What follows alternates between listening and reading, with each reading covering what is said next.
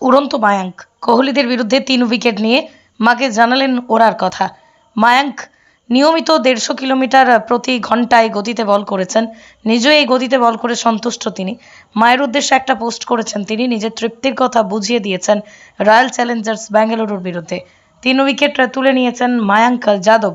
তরুণ পেসারের গতি নজর কেড়েছে। তিনি নিয়মিত 150 কিলোমিটার প্রতি ঘন্টা গতিতে বল করেছেন। নিজেও এই গতি বল করে সন্তুষ্ট মায়াঙ্ক। মায়ের উদ্দেশ্যে একটি পোস্ট করেছেন তিনি। নিজের তৃপ্তির কথা বুঝিয়ে দিয়েছেন।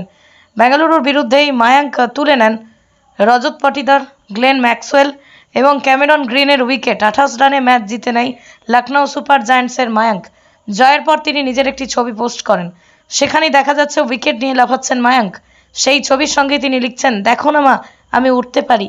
ম্যাচ জয় এবং ভালো বল করার যে তৃপ্তি, তা মায়াঙ্কের পোস্টে একেবারেই ধরা পড়েছে সেই ছবি।